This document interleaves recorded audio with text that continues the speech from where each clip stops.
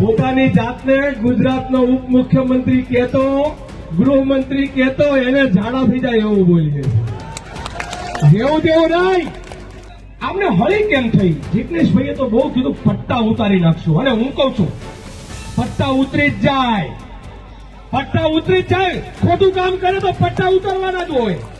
કે હે બાબા, એ વખતે તમને ના સૂઝ્યું હોત અને તમે જો અમને આવા હક અને અધિકાર ના આપ્યા હોત તો લાલજી દેસાઈ અહીંયા ભાષણ ના કરતો હોત કે ઘોઘડામાં ઢોર ચારતો હોત. તમે વિચાર તો કરો, અહીં સ્વયંભૂ સભા ચાલે છે અને ત્યાં ભાડાની સભા ચાલે છે બાજુમાં જ. બધી સગવડતા અને આ પૈસા શેમાંથી આવે છે? આ સભા ચાલે છે એના એ તમારા પરસેવાની કમાણીના ખર્ચે અહીંયા સભા અમિત શાહની થાય છે. આને રોકવું પડશે અને ચેલેન્જ કરવું પડશે. અને ડ્રગ્સ તો આખા ભારતમાં એના ઉપર પ્રતિબંધ છે. એ ડ્રગ્સ આવે છે ક્યાંથી? તો હર્ષભાઈ કે પાકિસ્તાનથી. તો તમે 11 વર્ષથી કરો છો શું ગુજરાતની ભારતની બોર્ડર ઉપર? તમે કહો પાકિસ્તાનથી આવે છે. તમે તો એમ કહેતા હતા કે 1 માથાની અમે 10 માથા. તો ડ્રગ્સના ટ્રક આવે છે, દારૂના ટ્રક્સ આવે છે. એ શું તમારો વેપાર કરવા માટે આવે છે? જેને હાઈકોર્ટે તડીપાર કરેલો એવો આ દેશનો ગૃહમંત્રી અહીંયા બાજુમાં જ અહીંયા આજે ભાષણ કરે છે.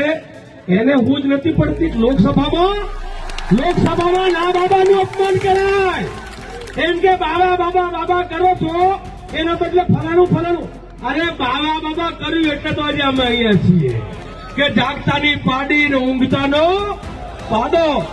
આ મારા બેટા અત્યાર સુધી પાડી એ લઈ ગયા છે. 33 વર્ષથી આપણાને ઊંઘમાં રાખ્યા. શેની ઊંઘમાં? ચૂંટણી આવે એટલે હિન્દુ મુસલમાન, ચૂંટણી આવે એટલે ઠાકોર ને દલિત, ચૂંટણી આવે એટલે ચૌધરી ને રબારી, ચૂંટણી આવે એટલે હિન્દુ ને મુસલમાન, અને ચૂંટણી આવે એટલે રાત્રે પેલી દેશી દારૂની કોથળીઓ. નમસ્કાર, ક્રાંતિ માર્ગથી હું જઈ.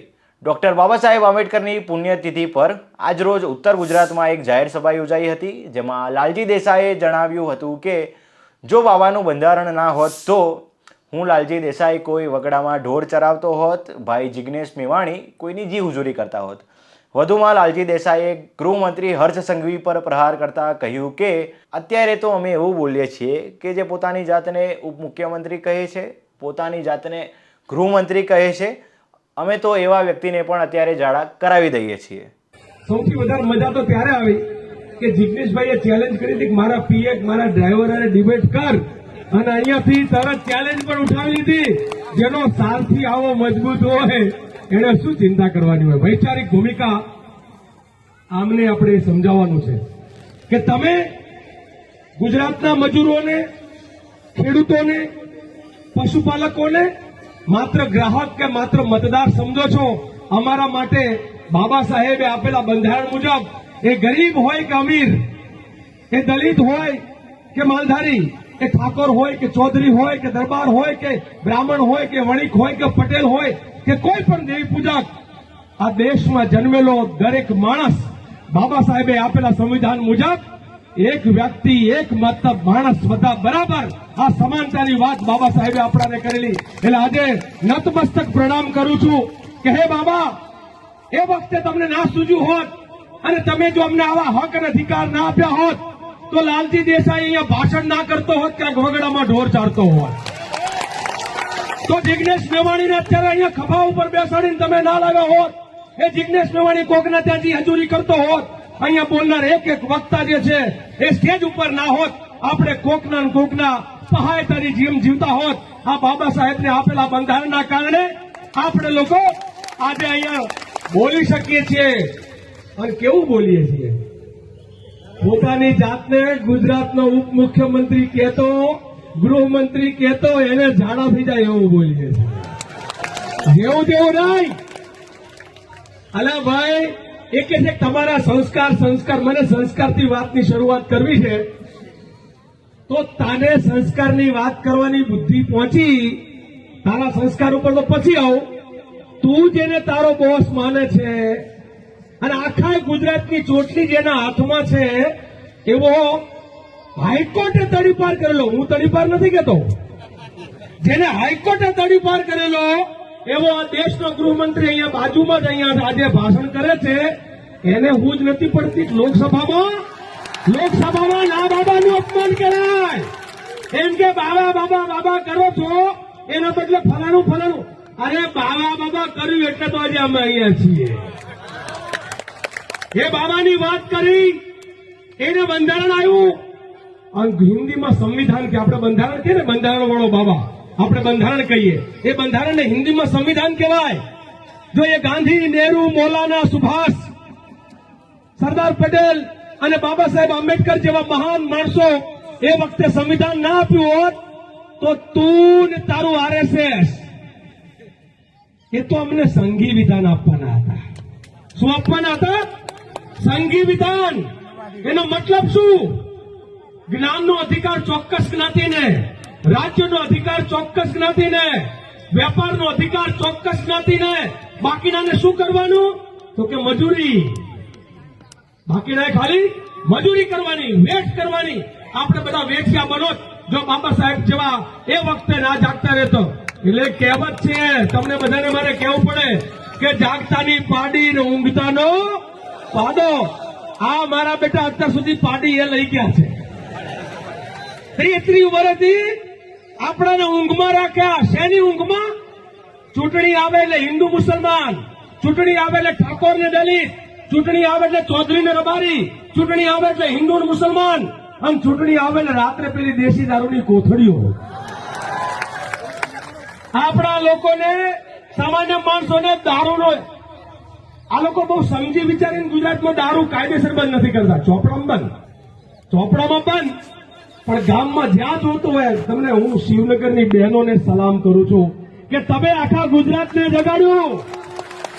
આ થરાદના, બનાસકાંઠાના થરાદ જિલ્લો વાળા કે થરાદના લોકોએ, તમે લોકોએ આખા ગુજરાત માટે એક એવું કામ કર્યું. ચિનગારી તો એક જ જગ્યાએથી, આ મોટી આગ લાગે ને ચિનગારી ક્યાંક હોય. આ તમે લોકોએ ચિનગારીનું કામ કર્યું. અને ભાઈએ જિજ્ઞેશે હાથમાં એ ચિનગારીને લઈ અને બરોબર જ્યાં ચાપવાની હતી ત્યાં જ ચાપી છે. બરાબર જગ્યાએ ચાપી. તે દારૂ ગોળો બરોબર હતો અને દારૂના ગોળામાં અંદર નાખે જરાક તો ભડકો તો થાય જ, બ્લાસ્ટ થાય જ. અત્યારે આમને હળી કેમ થઈ? જિજ્ઞેશભાઈએ તો બહુ કીધું પટ્ટા ઉતારી નાખશું. અને હું કઉ છું પટ્ટા ઉતરી જ જાય, પટ્ટા ઉતરી જ જાય. ખોટું કામ કરે તો પટ્ટા ઉતારવાના જ હોય. સસ્પેન્ડ થાય કોઈ પણ જગ્યાએ, મિલિટરીમાં હોય કે પોલીસમાં હોય કે કોઈ પણ હોય, નોકરી કરતો આર્મીમાં હોય કે પોલીસમાં હોય, એને જયારે સરકાર સસ્પેન્ડ કરે એટલે પહેલું કામ શું કરે? એ તો પટ્ટો બેચ લઈ જ લેવાનું હોય અને એને જ પટ્ટા ઉતારે કહેવાય. પટ્ટામાં કઈ ધોકાવાળી ના કરવાની હોય. એક ભાઈ હર્ષભાઈ, તમારી લાયકાત તો જુઓ. પીઆઈ ને માર્યો, આ ગુજરાતનો ન્યાય તો જુઓ.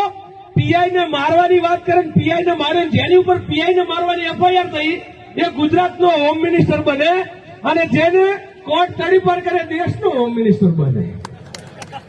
આપણી તો દશા કહેવાય. એટલે રાજકારણ એટલું નબળું, રાજકારણ એટલું ગંદુ કે તમે દારૂ, જુગાર ને ડ્રગ્સના અડ્ડા બંધ કરવાના માણસોને. જિજ્ઞેશભાઈ એના અહીંના થરાદના કોંગ્રેસના આગેવાનો અને જન આક્રોશ રેલીમાં એ વાત શું હતી કે ગુજરાતમાં દારૂબંધી છે તો ગુજરાતનો દારૂ ના મળવો જોઈએ, અને ડ્રગ્સ તો આખા ભારતમાં એના ઉપર પ્રતિબંધ છે.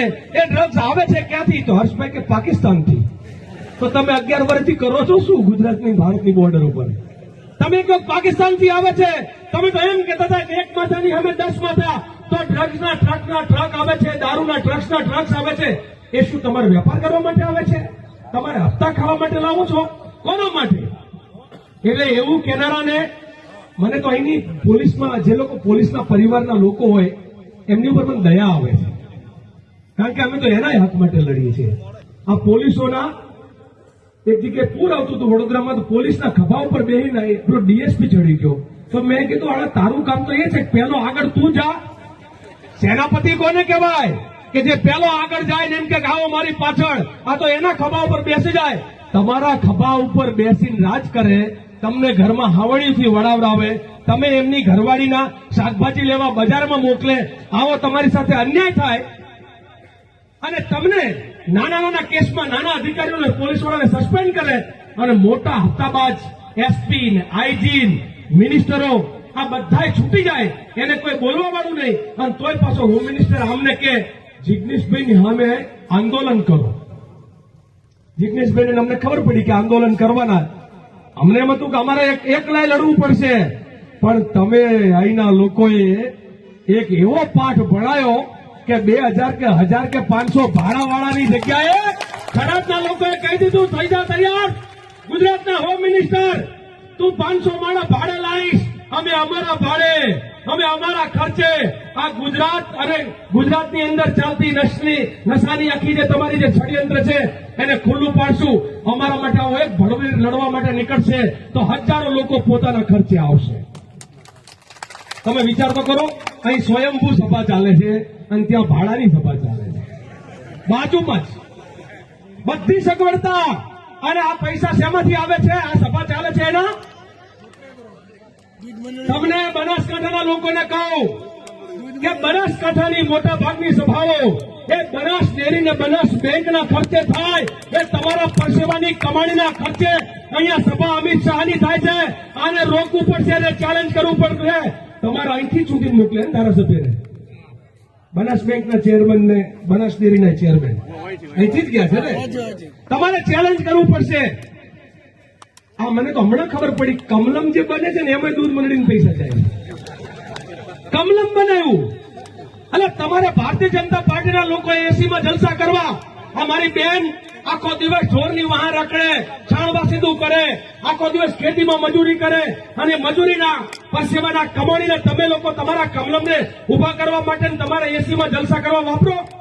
અને પછી જિગ્નેશ મેવાણી તમને હળી કરે અને કે દારૂના અને ખાલી દૂધના મંડળીના જ હપ્તા જાય છે એવું નથી હો, એનાથી મોટા હપ્તા એમાંથી જતા હશે.